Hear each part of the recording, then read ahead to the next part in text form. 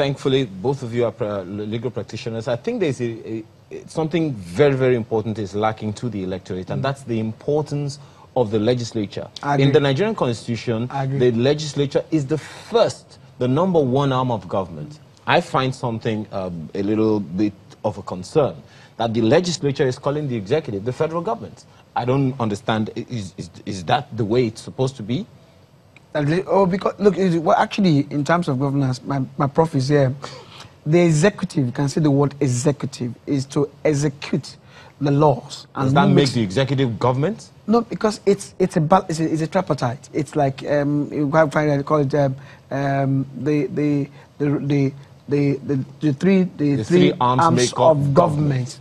Okay. So in any setup, in any government setup, you have 3 arms of government. So it's abnormal for the one arm to call the other government. No, it's because just that's what it said. But in the right sense, the word should be the executive arm of government, not to say the government. Okay. Or you can say the government of the executive arm of the table for probably for what they call it now, just for a shorthand to say the government. But really, because the three. So whenever you are pointing your hand at this government is failing, also you are talking about the arm of the lawmaking arm as well as the law interpreting arm as well. So it's a combination.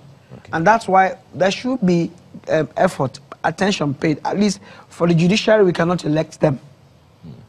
We cannot elect them, you know. But for the legislation... You think we should at some point? Oh, because in America, I think they do. You elect your judiciary. Yeah, judges, you elect them, or you should elect the, what they call them? I'm trying to remember the AG, probably the AG, Attorney General, of that particular area. So they are electable at some point in time. So I think that will come up probably in some future, you know. But for now, we don't elect them. Okay. So we are left with them. But at least these 2 other ones are electable. So to that degree, we should be concerned about who occupies which position, who does what, and who is there. Because say the last one, you find out most times the whole place will be empty. The few ones who are there are busy talking to each other, you know, some of them sleeping. So there's no quality or qualitative output that will suggest seriousness of that, you know, arm of governance. Okay. So what do we get? We get, you know, not so good laws made, or probably not well-rounded law, and then you find out by the time they take it to the presidency, it rejects them. Well, Dr. Abdul, what kind of attention do you think we should be given to the National Assembly and the states as well?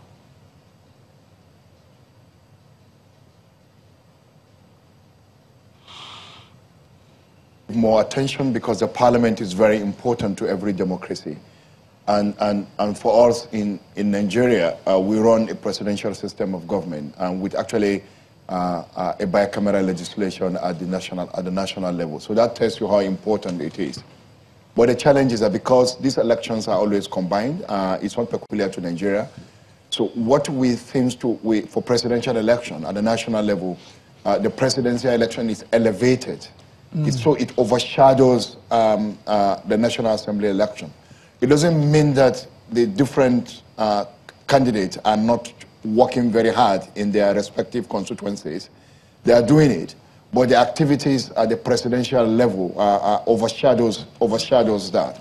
So if you go there, and then the media attention is largely on the presidential election. So totally all the activities overshadows it. So we are not able to attract certain kinds of conversation. Citizens are not able to ask questions in terms of their candidate. So they are more at the level of the grassroots, getting deep and having those conversations, and there is no much more national level or even state level interrogation of those candidates, which sometimes undermine the quality of the people that eventually go out to represent us. The same thing happened in the state assembly elections. When we get to assembly, the emphasis is, when it gets to those elections, the emphasis is always on the governor.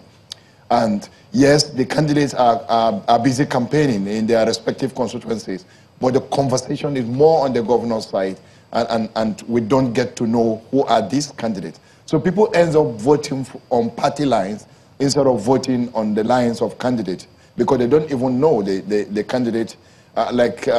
Yesterday, I was in a forum and somebody was asking me about who are the candidates for FCT. And then people cannot remember who is the senatorial candidate, even for the major parties in FCT. And this is actually Abuja for you. So you have that kind of situation. So it's important that we probably put more satellite on the assemblies and get to know the candidates more and get the media to get involved with them, the civil society getting more involved with them. Probably, again, another way of doing it is probably to have executive elections separate and run legislative elections separately. Maybe have combined gubernatorial and presidential.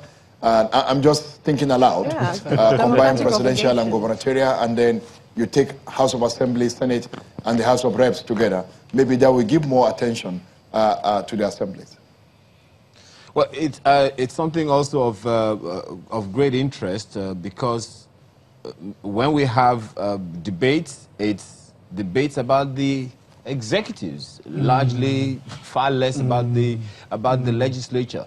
Is this another political education that we need to give our people, especially the electorate? Yeah. Dr. Hassan? Yeah, probably. We need to give more political education. In all honesty, a lot of conversations takes place at the constituency level. Yeah. I have been to forums where people invited candidates from their House of Assemblies or National Assembly for discussion at community level, and they get them to respond to certain constituency issues. But it's not good enough. We just need to get the media much more involved in it. Like at state level, they are having state gubernatorial debates and all that. But you never hear anything about senatorial debate. You don't hear anything about House of Representatives or House of Assembly, House of Assembly debate. So we need to, yes, educate people more, raise that conversation more. But currently what we have, those positions have become actually more like appendages of the parties. So if you are going to vote for a president of this particular party, then you end up voting for the other members of the National Assembly on the same party, and that is not good enough for our democracy. The closest system we have to ours is probably in the American elections, and then they run things like midterm elections, and in that case, you as a legislator, you have to run on your own.